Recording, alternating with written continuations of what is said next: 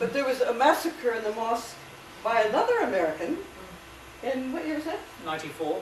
94, where he Was it massacred. a doctor from America? Well, they call himself doctor. Dr. Baruch Goldstein, something like that. Killed a whole lot of Muslims at prayer. 29. And then the army came in and killed some more. Yeah. Yeah. And as a punishment to the Palestinians, just in case they wanted to retaliate, they shut down some whole streets. So these are just barricaded streets. So these are only our group walking around.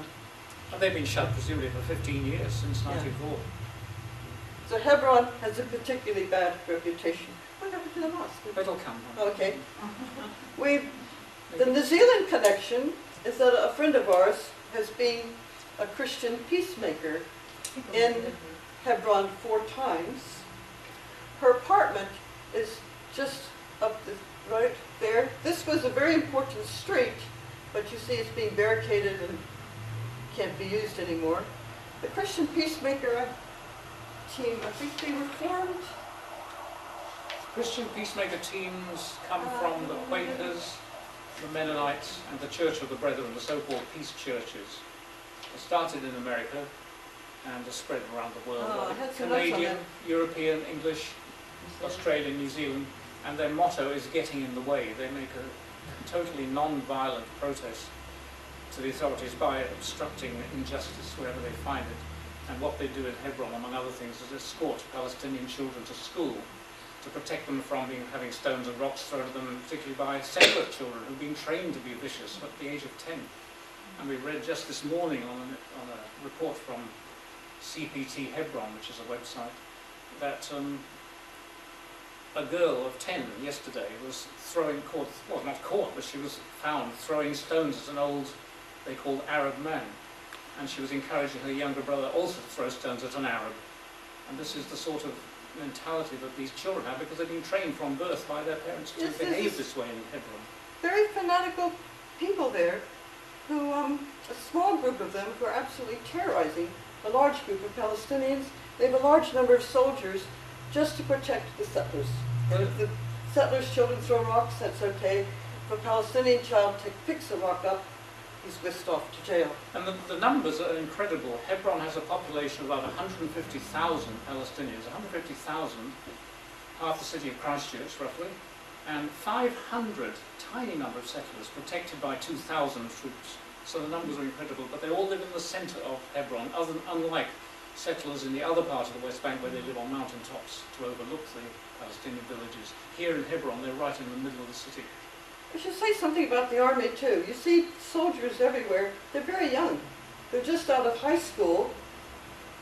They go from high school into compulsory military training, carry huge rifles, and they're really just not prepared for the sudden power they're given.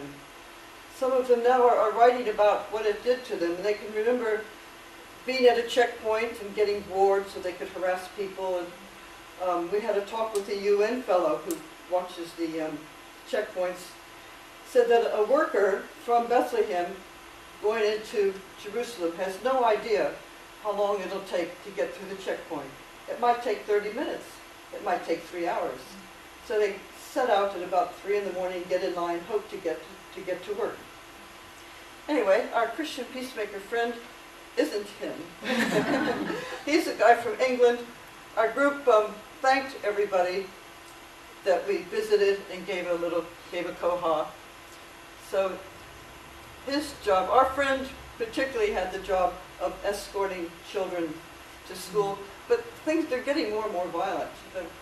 They find cases of adults throwing rocks at shepherds and that sort of thing. Just doing everything to try and make life uncomfortable. This is on the rooftop immediately above the room where we were on the last picture. And you can see the crowdedness of the town and all the water cylinders on the roofs. And water is very, very vital. You see every rooftop has got cylinders all over the place. Yeah, and if you look carefully enough, you might see soldiers, but they're rather this distant. is soldiers here, sort of camouflaged. So they're all over the place. But even, and I don't know if our friend knows this, they've even started coming up into the Christian peacemaker apartment. Just They don't ask. And they They go. just walk into the roof. That's it. go up to the roof. Lois, Yeah. Do you want the name of the New Zealander who was in... Christina. Christina Gibb. Yeah. She's a Quaker, by the way. And it's a Quaker tradition to bear witness. Non-violent, by the way. That's part of the ethos of Christian peacemaker. They use cameras. Pardon? They all carry a camera, so they can all take photos immediately. Right. Yes. And they put everything onto their website. You can see, Yeah. download all the horrific pictures from Hebron if you wish. Much more than we have. Well, we went up to the roof of the Christian Peacemaker apartment, and someone pointed out to us bullet holes in the water tank. And it was in a newspaper while we were there. The soldiers were saying, oh, you know, we get bored, so we do a bit of target practice on Palestinian water tanks. We thought that was very funny.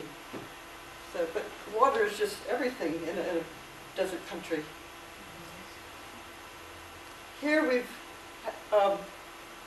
someone will mention in a minute, showed us around the Ibrahimic Mosque. I think it's quite beautiful architecture. We bought scarves to wear, but they gave us a cloak, so it's okay. And he's showing us around the mosque. This was where the massacre was. Yeah, the massacre in 1994 took place inside this mosque.